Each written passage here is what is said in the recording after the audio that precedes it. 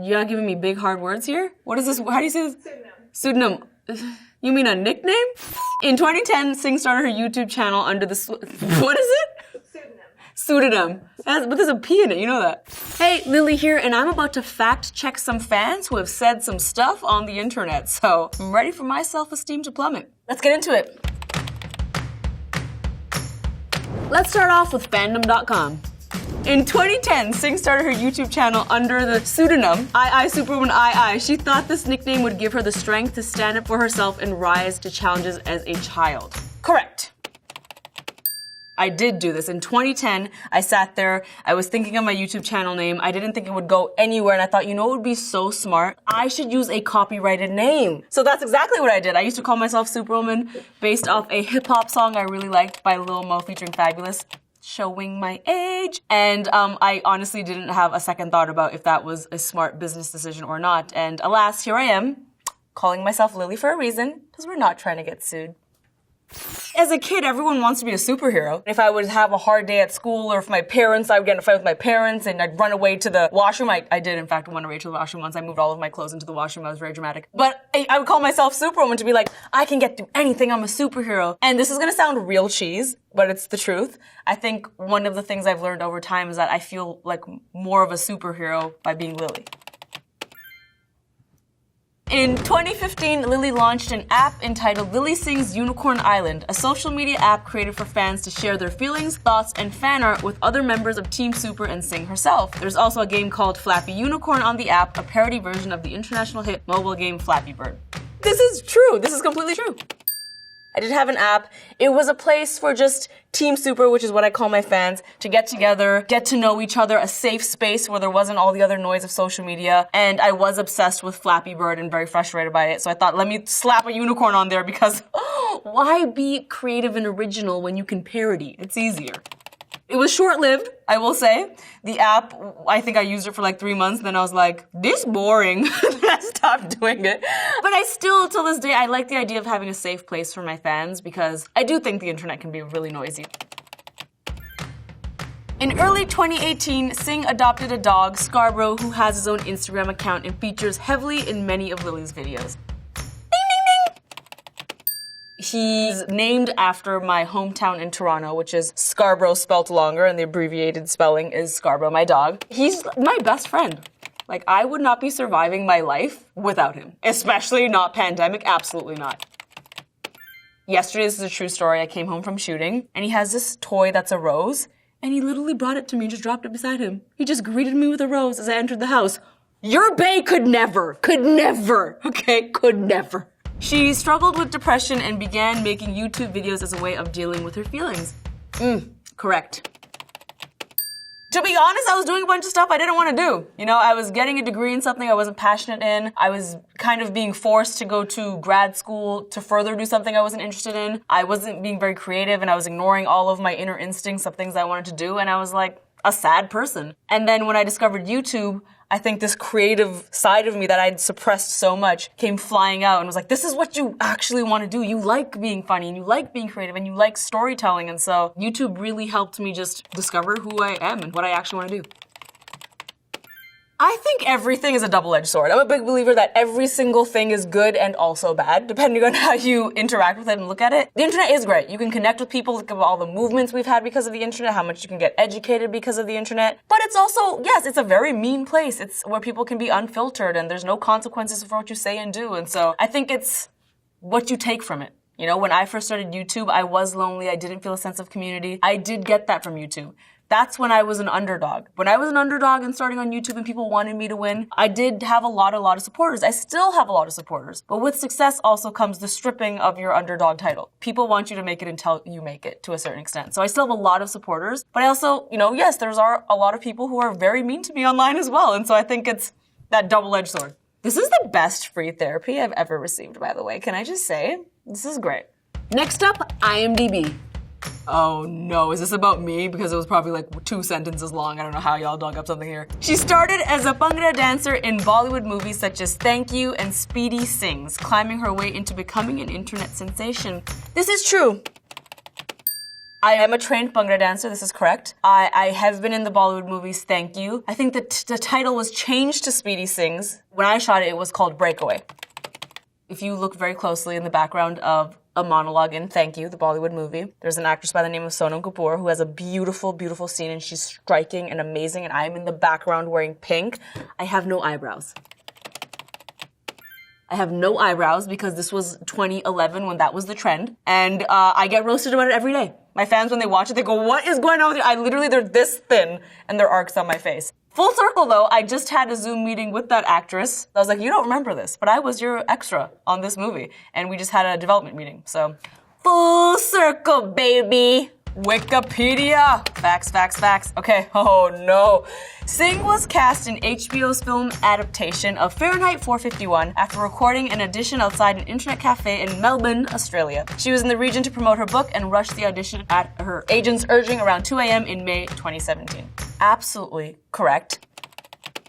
So I was on my book tour for How to Be a Boss. I had finished a show, and my agent was like, this is the deadline for this audition. And my hotel had no Wi-Fi. It was very, very spotty. So I had to find an internet cafe at 2 in the morning after my show. It was full of gamers. It was very sticky. And I had my vlog camera, and I literally recorded it like this on the street. Like there's people walking by. I did the whole bit, and then I got the role.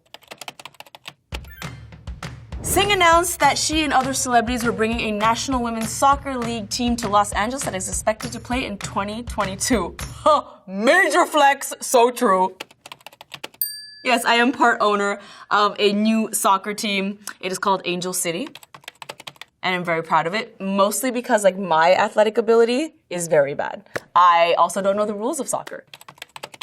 But that didn't matter. That was irrelevant because I know a lot about women's rights and the needle I want to move with respect to that. And so that was really important to me. It's a group of founders that is very impressive and cool. And to be honest, I'm like, how is my name in a sentence next to theirs? They're like Natalie Portman, Serena Williams. And I'm like, Lilly Singh, I'm also part of this. Next up, YouTube fandom. Lilly is a fan of Dwayne "The Rock" Johnson and WWE. If you don't know that this is true, then you don't know me. I am a fan of the WWE, but I was a fan of the WWF growing up. And the OGs know what I'm talking about because growing up it was WWF. He's nodding, he knows what I'm talking about. I accept the name change, but I just wanted to put that out there. Growing up, I loved wrestling because, I don't know, I felt that it was just full of so much personality. And in a lot of ways, WWF or WWE is like Bollywood, and I grew up with Bollywood. They're both theatrical dramas that have a lot of personality and charisma, and I think that's why I was attracted to wrestling. Like, I know it's fake, and I'm there ringside, like, no! Like, it's just, there's a science that's very beautiful.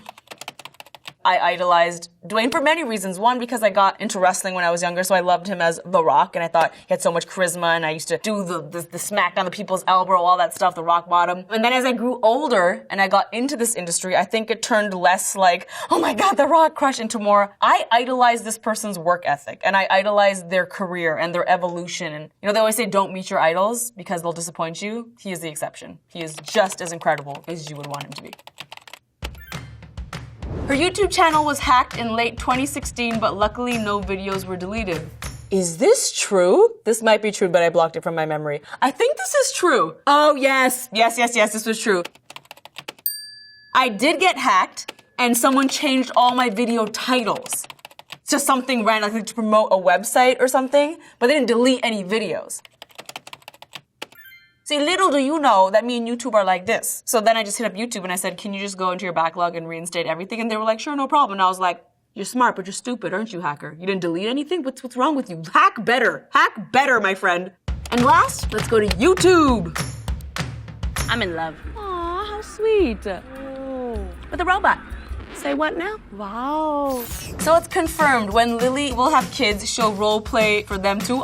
I don't even know what this means. This is a questionable comment. I don't have kids. I don't know if I'm ever gonna have kids. But if I do ever have kids, yes, I do think characters and storytelling is really important.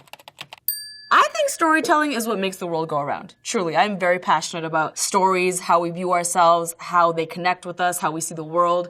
I think these help shape people. And I would definitely want my children, if I do have children, to understand the powers of story. I think that sounded really smart. That sounded smart, right? Lilly Singh speaks surprisingly good Punjabi. Good for her, now she can survive traffic in Delhi. What is the correlation here? No. True that I can get by in Punjabi, false that I'd be able to drive in Delhi. I would 100% crash. My parents are from Punjab, which is a northern state in India. Hindi and Punjabi are very similar, although not identical, so I get them confused very, very often, but I do speak better Punjabi than Hindi.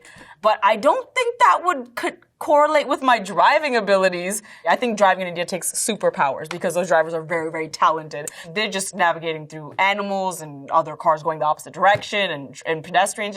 It's magic. So I don't think I could do that, but I'm glad that you think my Punjabi is good.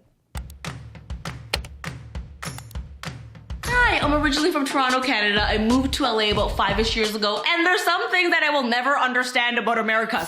Lunar Wolf writes, I love that Lilly prefers stuff about Canada and hates America, but she doesn't like winter, so that's the one thing keeping her in America. Incorrect. I don't hate America. I live in LA. To be fair, I've seen only certain parts of America, so I can't make that generalized statement. I live in LA and I love LA. I love LA so, so, so much. I also really love Canada, and Canada is home, and so, of course, there's some things about Canada that I prefer, like my family and friends are there. Healthcare's free. Justin Trudeau, he's hot. But I really do enjoy LA, and I don't want to lie and say that I hate America. That's not true. But 100% the reason I moved is because of the weather. That is true.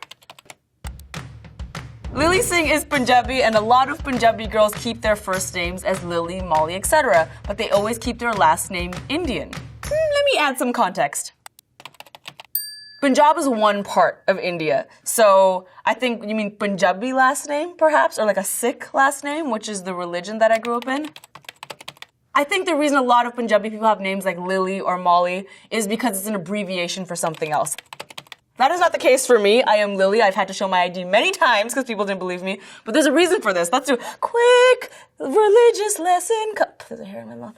Quick cultural lesson. It is because a lot of Sikh people name their children based on the Guru Granth Sahib, which is the holy book in the Sikh culture, for lack of a better term, is also considered a guru for us, an everlasting guru. And when their kid is born, they will go to the temple, known as the Gurdwara, and they will open the book up, and they will name their child based on, I believe it is the first sentence or first prayer on that page, which is why they are kind of narrowed into a corner to name their kid a certain letter. But then they, in their hearts, they might want the name to be something else. So they will just add a prefix onto the name to satisfy religion and to satisfy the name they actually wanted. So for example, I have a cousin named Sharon, and her full name is Gursharon. That is why that happens. However, my parents were just like, we're just gonna name you Lily. That's how that happened. Thanks so much for watching. I hope this was educational and entertaining for you.